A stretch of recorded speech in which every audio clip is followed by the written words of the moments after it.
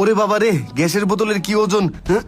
ওই বড় ভাই, গ্যাসের বোতলটা চেঞ্জ করে দেন, একটা নতুন গ্যাসের বোতল দেন। ভাই গ্যাসের বোতল নাই, আপনি অন্য জায়গায় দেখেন। কি কোন ভাই, গ্যাস নাই মানে? ভাই আপনি আমার লগে ফাইজলামি করতেছেন না? ফাইজলামি টাইজলামি করেন না, গ্যাসের বোতলটা চেঞ্জ করে দেন। ওই মিয়া, আমি আপনার লগে ফাইজলামি করবো কে? আপনার কাছে কি আমি বোন বিয়া দিছি না আপনি আমার বিয়েই লাগেন? ফাইজলামি করবো কইছি, গ্যাসের বোতল নাই নাই, আপনি অন্য জায়গায় দেখেন। কি কোন ভাই, গ্যাসের বোতল নাই মানে? কবে থেকে নাই? এক সপ্তাহ ধরে গ্যাসের ডিলাররা গ্যাস সাপ্লাই দিতে পারতেছে না, এর লেগে আমরা রাখতেও পারতেছি না, গ্যাসও নাই। আপনি যান। বুঝলাম না, দেশে কি শুরু হইলো এগুলা? যাই সামনে যাই। ওই ভাই, গ্যাস আছে না? গ্যাসের বোতল দেন একটা। গ্যাসের বোতল নাই। কি কোন নাই? সামনে যাই। ওই ভাই, গ্যাসের বোতল আছে ভাই? ভাই গ্যাসের বোতলের সংকট, সামনে যা দেখতে পারেন। কি কোন, গ্যাস নাই? ঠিক আছে ভাই। শালার দেশে কি শুরু হইলো, কোথাও কোনো জায়গায় যায় গ্যাস পাইতেছি না। বাবা, আমার 2 দিন ধরে রুটি খাইতে ভাল লাগে না, আমার টিফিনে কালকে বিরিয়ানি দিও। বাবা, বাসায় তো 2 দিন ধরে গ্যাস নাই, আর লাইনেও গ্যাসের সমস্যা। মানুষের বাসা থেকে রান্না বান্না করে তোমার টিফিন দিতেছি, আর আমার সামর্থ্য নাই যে কারেন্টের চুলা কিনবো। 2 দিন পরে লাইনে গ্যাস আইলে তোমারে মুরগির বিরিয়ানি দিয়া টিফিন দিয়ে দিবো। যাও বাবা, তুমি স্কুলে যাও। আচ্ছা। না, এই গ্যাসের জন্য প্রত্যেকটা মানুষেরই সমস্যা হয়ে যেতেছে। দেখ, 2 দিন ধরে গ্যাস নাই, নাস্তা বানাবো তাও বানাইতে পারতাছি না, দোকানের রান্না বান্না করা লাগবো তাও করতে পারতাছি না, লোকজনরে খাওয়াবো কেমনে এইটাই বুঝতাছি না। ওই কাকা, আমার লেগে গরম গরম নাস্তা বানাও। আরে ভাইস্তা, 2 দিন ধরে গ্যাসই নাই, আমি নিজেই নাস্তা খাইতে পারি না, তোমারে কইতে খাওয়ামো? কি কোন, আপনার এনেও গ্যাস নাই? দেশে কি শুরু হইলো কন্ত কাকা? জেনে যাই হেনেই কই গ্যাস নাই। কেমন লাগে? এই যে মায়ের সকালবেলা গ্যাস আনতে পাঠাইছে, কত দোকানে গেলাম, কোনো জায়গায় গ্যাস নাই। মায়ের সব কাইটা কুইটা রাখছে, রান্না বান্না করতে পারতাছে না, কি করি? আরে ভাইস্তা, আমার এই হোটেলে 200 লোক খায়, তাগো লাইগা ইমার্জেন্সি খাবার বানাইতে হইব, গ্যাস নাই, আমি তো মহা বড় বিপদে পড়ে গেলাম। আচ্ছা ঠিক আছে, অন্য জায়গায় যাই। আচ্ছা যাও, কি যে করি। ওই কাকা, আপনার কাছে গ্যাসের বোতল আছে? হ বাইস্তা, গ্যাস আছে, একটা বোতলে আছে। তুমি যদি নেও তোমার লাগে 3500 টাকা রাখমু। কি কও কাকা, 3500 টাকা মানে? 2 দিন আগেও তো গ্যাসের বোতলের দাম ছিল 1500 টাকা। এত টাকা দাম চাইতেছো কে? একটু কম টম করে রাখো। ও কম করতে আইছে, মানুষ দামাদামি করে না, আর তুমি দামাদামি করতে আইছো। 5 মিনিট ঘুরে হোগা, দেখবা এই বোতল পাইবা না, নিলে নেও, না নিলে যাওগা। কাকা, এত টাকা দিয়ে গ্যাসের বোতল কেনার সামর্থ্য আমাগো মতো গরিবের নাই। যত সব জুলুম অত্যাচার এই আমাগো মতো গরিবেরই উপর। থাকো, যাই। যাও। লোভে পইরা মানুষগুলো অন্ধ হয়ে গেছে। গ্যাস তো পাইলাম না, মায়ের একটা ফোন দেই।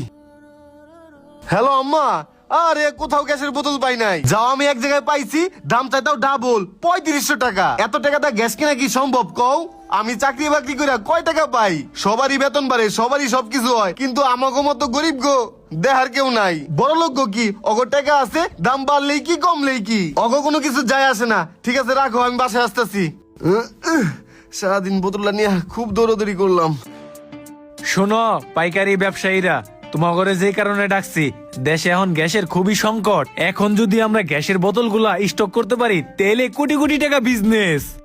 বস, আপনি গোডাউনে যে এতগুলা সিলিন্ডার স্টক করবেন, ভোক্তা অধিদপ্তরের অভিযান চলতেছে। হেরা যদি জানতে পারে, আপনার 10 বছরের জেল আর অর্থদণ্ড হইতে পারে। এর থেকে ভালো মালগুলা না আটকে বাজারে অল্প দামে ছাইরা দেন।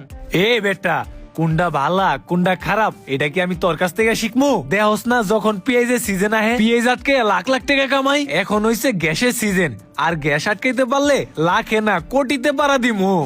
শোনো, তোমার কাছে যত গ্যাস সিলিন্ডার আছে সব আমার গোডাউনে পাঠাই দিবা। এইখানে 10 লাখ টাকা আছে, অ্যাডভান্স দিয়ে গেলাম। হয় চল। আচ্ছা ভাই, ঠিক আছে। আরে জীবন ভাই, কই গেছিলেন? আরে ভাই আর কইন না, সকাল থেকে গ্যাসের বোতল খুঁজতাছি, কোথাও পাইতাছি না। এক জায়গায় পাইছি, তাও আবার দাম ডাবলের ডাবল। কোন ভাই, এইভাবে গ্যাসের দাম যদি বাড়ে, আমরা গরিব মানুষরা কিভাবে কিনবো? আরে ভাই, আমিও তো বিপদে আছি। আমার পোলাটাও স্কুলে যায়, প্রতিদিন রুটি কলা দিয়ে স্কুলে পাঠাই। গ্যাসের লেগে রান্না বান্না করতে পারতেছি না। এখন এই গ্যাসের লাইন কবে দিব যে ভাই, এটাই এখন চিন্তার বিষয়। ভাই আমাগো মতো গরিবের কষ্ট বুঝার কেউ নাই। যাই হোক ভাই, আমাগো তো আর ওইরকম সামর্থ্য নাই যে একটা কারেন্টের চুলা কিনবো। একটা বুদ্ধি পাইছি, আপাতত একটা মাটির চুলা ব্যবস্থা করে রান্না বান্না করি, যখন গ্যাস আহে তখন মাটির চুলা বাদ দিয়ে দিমু। ঠিক আছে ভাই, থাকেন, যাই। আচ্ছা ভাই। ওই মালগুলা কাদের চাচার গোডাউনে দিয়ে আয়। আচ্ছা ঠিক আছে ভাই। 5,000 পিস মাল আনছি, এই মালটি সেল দেওয়া হইলে আমি তো লালে লাল হয়ে যাবো গা। বস, ভোক্তা অধিদপ্তর তো খবর পেয়ে গেছে গা, যখন তখন রেড পড়তে পারে, তাড়াতাড়ি মালগুলা সরাই ফেলাম। কস কি ভোক্তা অধিদপ্তর খবর পেয়ে গেছে? বিরাট একটা ঝামেলা হয়ে গেল গা। আমি পোলাপান রে কয়ে রাখতাছি 1 ঘন্টার ভিতরে মালগুলা সরাই রাখতে। চল। মালগুলা সেফ জোনে রাখা দিলাম, ভোক্তা অধিদপ্তর টেরই পাইবো না। বস, আপনার মাথায় এত বুদ্ধি দেখাই এত দূর আসতে পারছেন, নইলে এত দূর আসতে পারতেন না। আরে বেটা, এই সিন্ডিকেট করেই তো মাল কামাই। চল।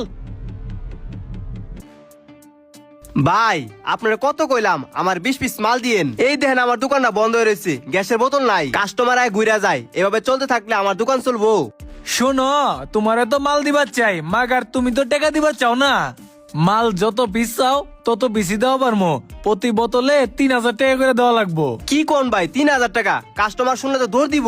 কাস্টমার কাছে বেশ মুখ, আর আমি কি লাভ করবো? তুমি 3,000 টাকা করে কিনবা, 3500 বেচবা, প্রতি পিসে 500 টাকা করে লাভ থাকবো। এত কথা আমি পছন্দ করি না, তুমি নিলে নাও, না নিলে আমি যাই।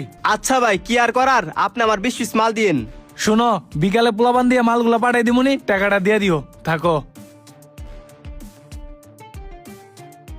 আমরা এনে মাল পাই না, আর সিন্ডিকেট আলা গ্যাসের বোতল স্টক কইরা মালের দাম বাড়াইতাছে। দাঁড়াও, তোমাকে ব্যবস্থা নিতাছি।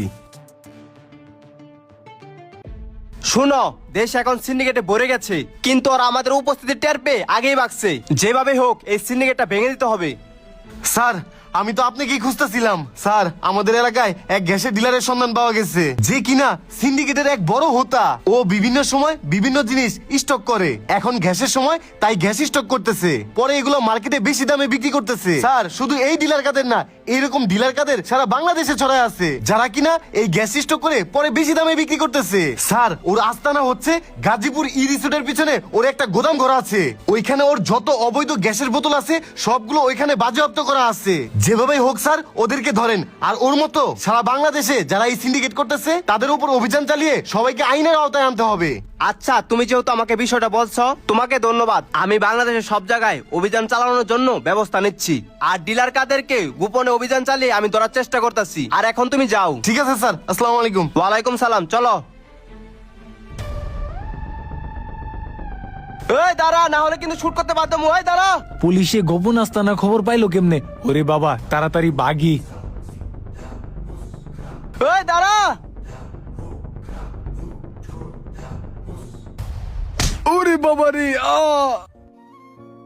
এ ডিলার কাদের, তুই কি ভাবছস তুই পলায় যাবি? আর পুলিশের হাত থেকে পালানো এত সহজ? তুই কি ভাবছস তোর গোপন আস্তানায় মাল স্টক করে রাখবি আর আমরা জানতে পারবো না? তোদের মতো সিন্ডিকেটের কারণে ভুক্তভোগী হচ্ছে জনগণ। তোরা মাল স্টক করে সেগুলো পর বেশি দামে বিক্রি করস, যা সাধারণ জনগণের কিনার সাধ্যের বাইরে চলে যায়। স্যার, এবারকার মতো আমারে মাফ করে দেন। এই যে কানে ধরে কইতাছি, আর জীবনে সিন্ডিকেটে ব্যবসা করবো না স্যার। তোর কোনো ক্ষমা নাই, তোকে আদালতে হাতে তুলে দেবো, যা করো আদালতই করবে। চল। স্যার, মাফ করে দেন স্যার। গাইস, এইরকম কিছু সিন্ডিকেট ডিলারের কারণে পেঁয়াজ, তেল, গ্যাসের বিভিন্ন সময় দাম বেড়ে যায়, আর এর ফলে দিন শেষে ভুক্তভোগী হই আমরা সাধারণ জনগণ, আমি, আপনি, আমরা সবাই। যাই হোক গাইস, আজকের ভিডিওটা এই পর্যন্তই। ভিডিওটা দেখে কে কি বুঝতে পারলেন কমেন্ট সেকশনে জানা দিবেন, আর ভিডিওটা যদি একটু পরিমাণে ভালো লেগে থাকে অবশ্যই লাইক কমেন্টের পাশাপাশি একটা শেয়ার দিবেন প্লিজ। Thank you.